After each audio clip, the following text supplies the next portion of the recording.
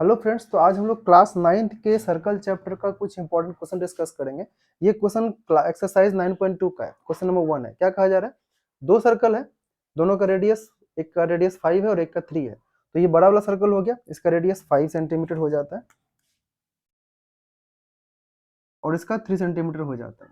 तो ये रेडियस तो यहाँ पर भी है, तो ये भी 5 सेंटीमीटर होगा और ये 3 सेंटीमीटर हो जाएगा। ठीक है, अब बात आती है इसके बाद क्या कहा जा रहा है, दोनों सर्कल आपस में इंटरसेक्ट कर रहे हैं, कॉमन पॉइंट पे इंटरसेक्ट कर रहे हैं।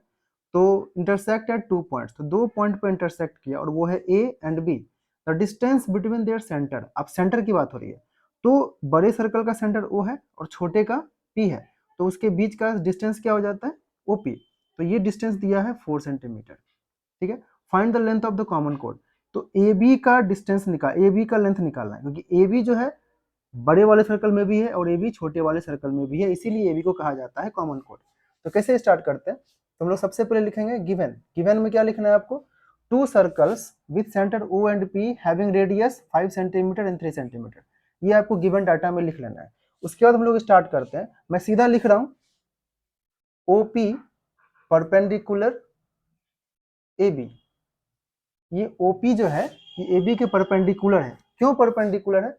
Because quadrilateral O A P B is a kite.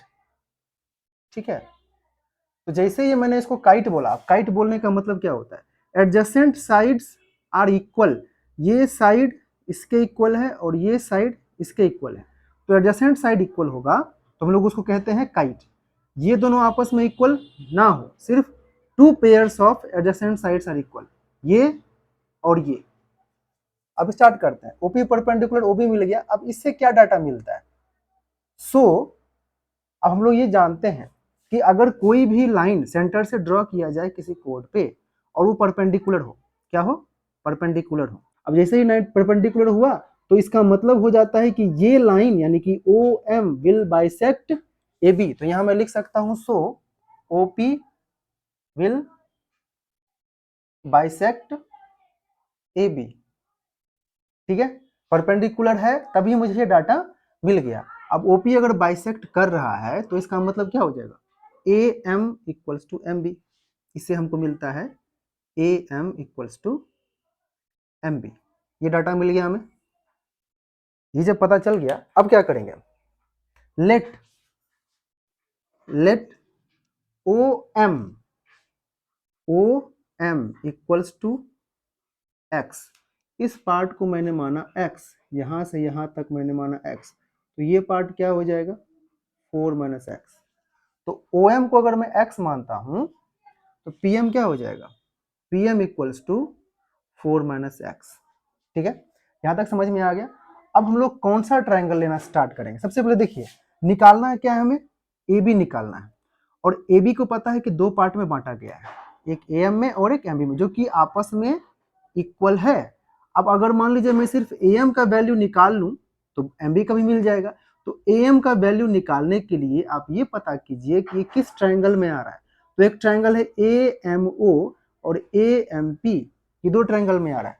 तो और दोनों ही ट्राइंगल क्या है, राइट एंगल ट्राइंगल है। तो हम लोग लेते हैं triangle A M O. Triangle A M O में देखिए क्या है, ये है हाइपोटेनस, परपेंडिकुलर और ये बेस हो जाता है। तो हम लोग जानते हैं पाइथागोरस के नियम के रूल के अकॉर्डिंग, तो हम लोग को निकालना क्या है, ए एम स्क्वायर में रखता हूँ, A M square equals to 5 square minus X square, 5 square minus X square. ठीक है, तो ये हो जाता है 25 माइनस एक्स का square.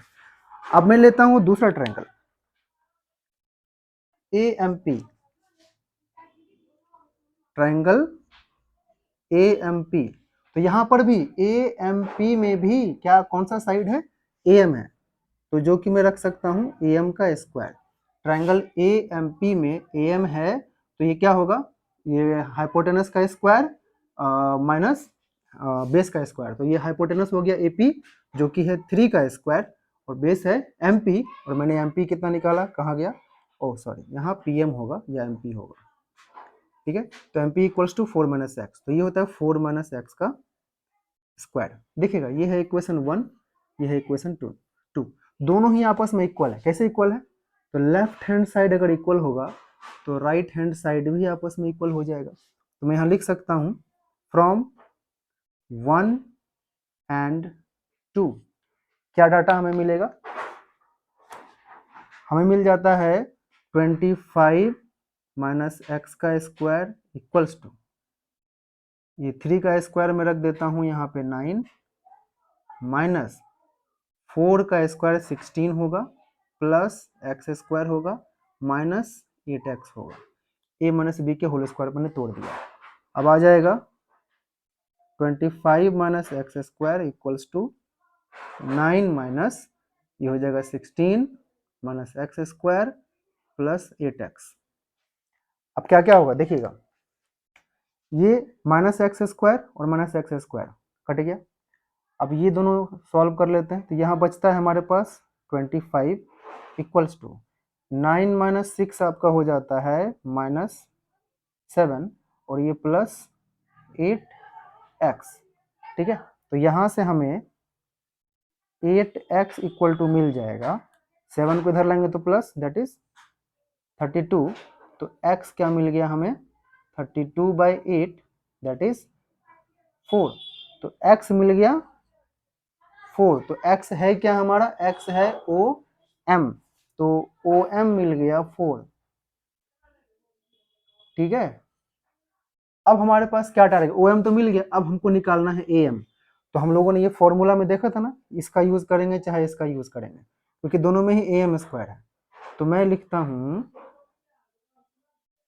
From equation 1 AM square equals to 25 minus X square, तो x कितना निकाला है हमने 4, तो हम लोग यहाँ रख देते हैं 4 का स्क्वायर, तो 25 माइनस 4 का स्क्वायर, तो ये क्या बन जाएगा 25 माइनस 16, तो AM स्क्वायर क्या हो गया 9, AM क्या हो गया √9 दैट इज 3।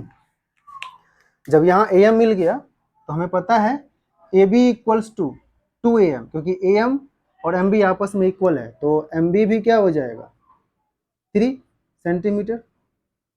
तो AB इक्वल्स टू क्या होता है AM plus MB that is 3 + 3, तो क्या हो जाएगा 6 सेंटीमीटर। यही है आपका आंसर।